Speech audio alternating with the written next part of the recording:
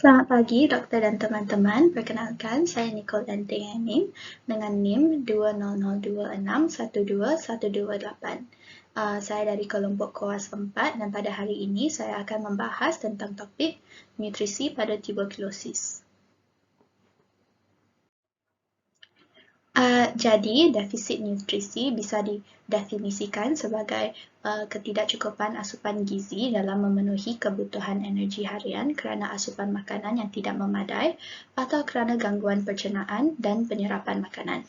Selain itu, defisit nutrisi juga bisa didefinisikan sebagai suatu keadaan dialami seseorang dalam keadaan tidak berpuasa atau risiko penurunan berat badan akibat ketidakcukupan asupan nutrisi untuk kebutuhan metabolisme. Jadi terdapat 3 route untuk feeding. Yang pertama adalah route alami iaitu melalui mulut. Yang kedua adalah route parenteral dan yang ketiga adalah route enteral. Untuk route parenteral dibagi menjadi 2 iaitu route peripheral dan route total. Untuk route enteral bisa dibagi menjadi 4 route iaitu melalui NG tube, J tube, G tube dan juga NE tube. Ya, baik. Sekarang saya akan menjelaskan tentang parenteral feeding, di mana parenteral feeding adalah suatu bentuk pemberian nutrisi yang diberikan langsung melalui pembuluh darah tanpa melalui saluran pencernaan. Jadi, parenteral feeding ini diberikan apabila asupan nutrisi enteral tidak dapat memenuhi kebutuhan pasien dan tidak dapat diberikan dengan baik. Nutrisi parenteral juga diberikan pada pasien dengan kondisi reseksi usus masif, reseksi kolon dan juga pada pasien dengan fistula. Jadi, ini adalah gambaran total parenteral feeding di mana feeding tube dimasukkan melalui subclavian vein dan nutrisi ini akan terus masuk ke subclavian vein dan terus masuk ke jantung. Yang kedua adalah peripheral inserted central catheter, di mana catheter ini akan dimasukkan melalui basilic vein ataupun brachial vein. Untuk peripheral inserted central catheter ini, biasanya terdapat 2 konektor, satu untuk IV dan satu untuk obat dan juga untuk mengeluarkan darah.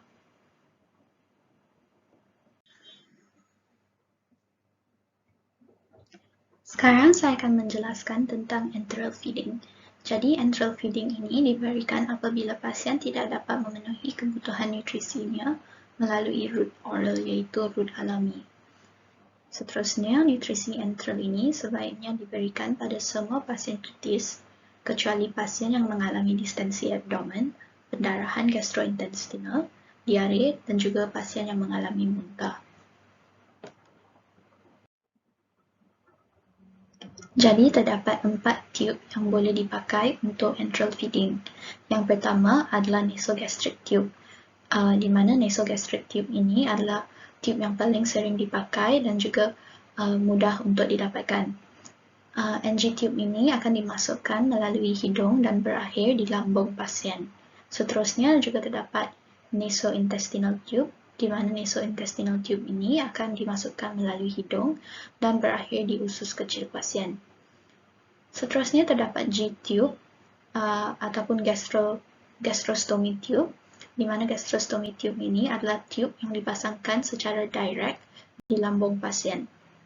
Seterusnya, yang keempat adalah jejustomy tube ataupun J-tube. Jadi J-tube ini dimasukkan secara direct kepada jejunum melalui endoskopi. Ini adalah komplikasi daripada parenteral feeding dan juga enteral feeding. Jadi yang pertama, parenteral feeding, komplikasi yang sering terjadi adalah tube tidak dimasukkan pada vena yang benar. Seterusnya yang bisa terjadi juga adalah infeksi pada tube dan perforasi pembuluh darah. Seterusnya, komplikasi yang bisa terjadi pada parenteral feeding adalah thrombus pada pemasangan central venous catheter. Seterusnya adalah enteral feeding. Jadi komplikasi yang bisa terjadi pada enteral feeding adalah trauma pada rongga hidung saat memasukkan nasogastric tube. Jadi Komplikasi ini amat sering terjadi di hospital, dan yang kedua adalah nyeri saat memasukkan tiub, dan mungkin juga terjadi sumbatan pada tiub. Yang keempat, bisa juga terjadi infeksi dan juga bisa terjadi aspirasi. Sekarang saya akan menjelaskan tentang tuberkulosis. Jadi tuberkulosis ini disebabkan oleh Mycobacterium tuberculosis, dan cara penularannya adalah melalui udara atau dahak penderita yang terinfeksi tuberkulosis baru.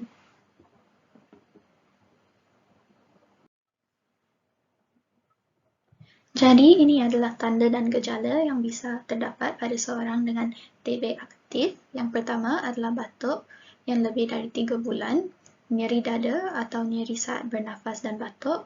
Seterusnya bisa juga terdapat batuk berdarah dan demam pada pasien dengan TB yang aktif.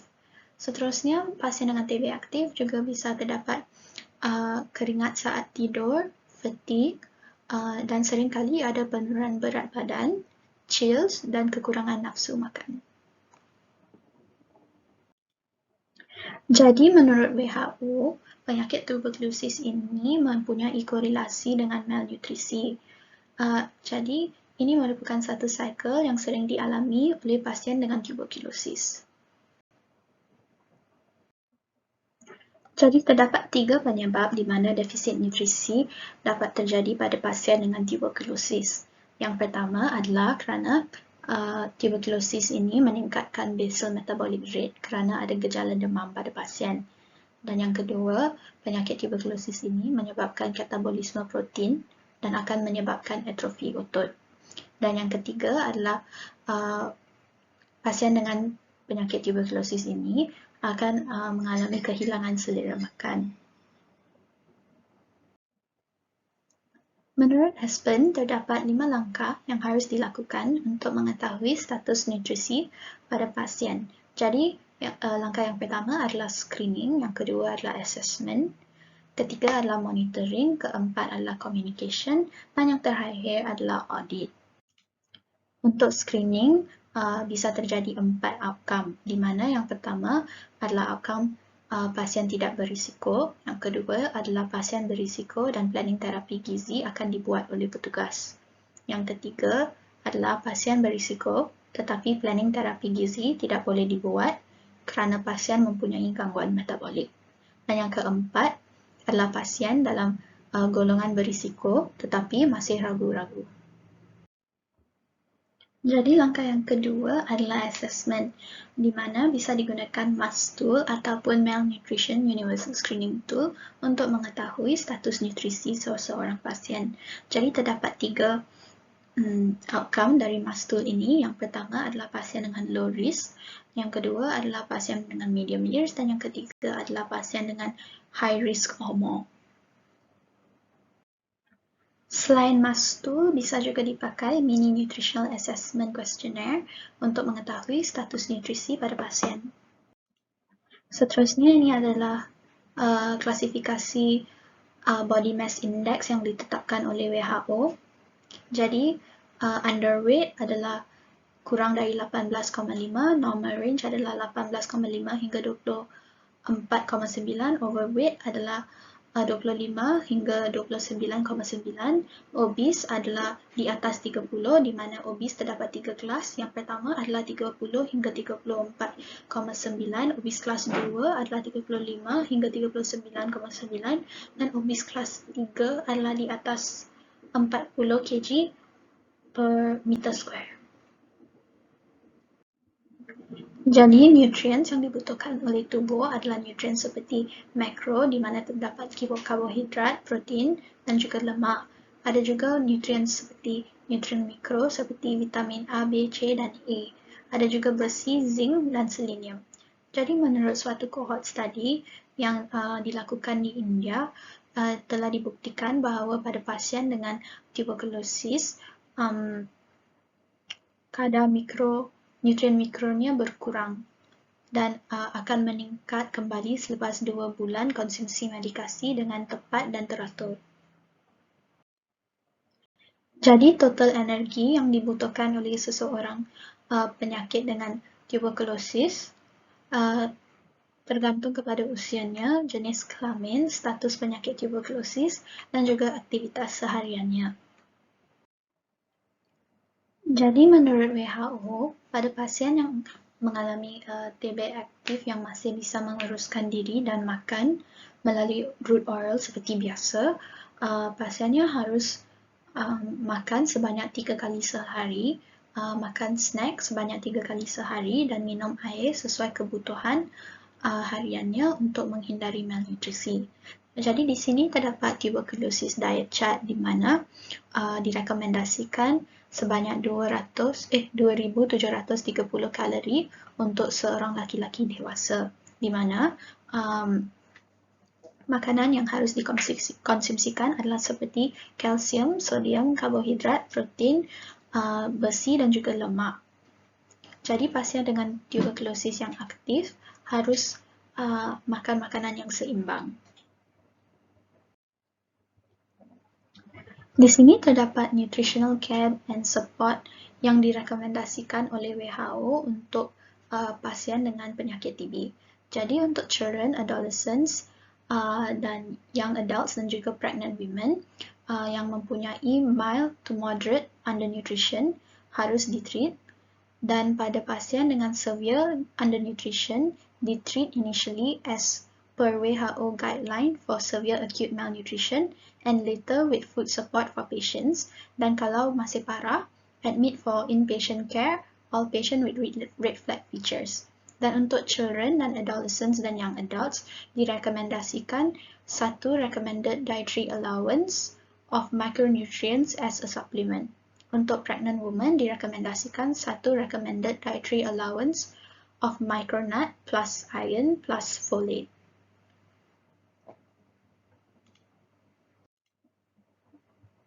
Jadi untuk malnutrisi berat pada pasien dengan penyakit TB diberi nutrisi melalui root enteral, iaitu terdapat 4 root, iaitu NG tube, NI tube, G tube dan juga J tube. Jadi obat TB diberi lewat tube. Obat ini dicampur 10 hingga 15 ml air dan di flush tube-nya dengan 10 hingga 15 ml air selepas diberikan obat.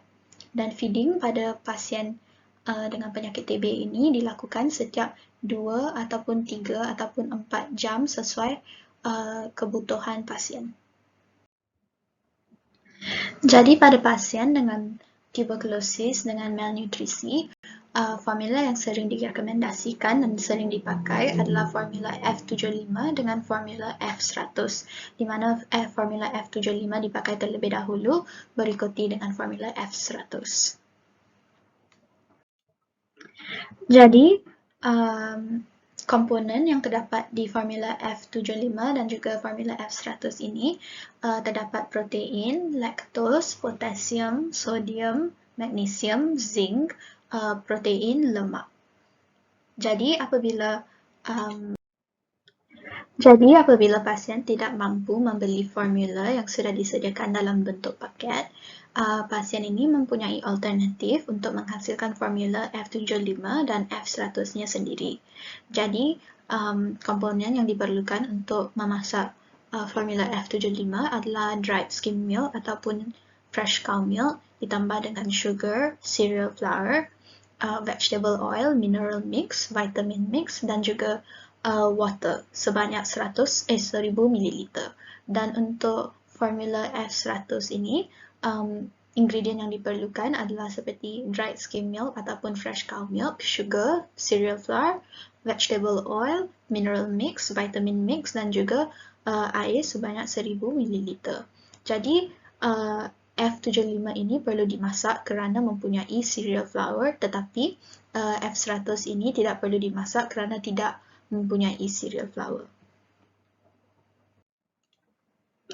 Jadi terdapat juga formula lain yang bisa digunakan untuk menggantikan F75 dan juga F100, tetapi harganya lebih mahal dan mungkin tidak bisa didapatkan di semua tempat. Jadi formula lain yang bisa dipakai adalah seperti nutrient 1 standar dengan fiber, repellent fiber dan juga gravity 1,2 cal fiber. Jadi sebagai kesimpulan, penyakit tuberkulosis ini mempunyai korelasi dengan malnutrisi. Jadi apabila pasien terinfeksi dengan Mycobacterium tuberculosis ini, seringkali akan mengalami penurunan nafsu makan dan juga penurunan kemampuan tubuh untuk mengabsorpsi makanan dengan sepenuhnya sehingga terjadi malnutrisi. Jadi apabila terjadi malnutrisi, sistem imun tubuh akan menjadi lemah dan mungkin akan meningkatkan tingkat keparahan penyakit tuberkulosis. Jadi, menurut WHO, ini juga bisa meningkatkan mortalitas pada seorang dengan penyakit tuberkulosis. Jadi, malnutrisi ini harus ditangani secara dini sebelum menjadi lebih parah dan meningkatkan tingkat keparahan tuberkulosis pada seorang penderita penyakit tuberkulosis. Sekian sahaja presentasi saya pada hari ini. Terima kasih.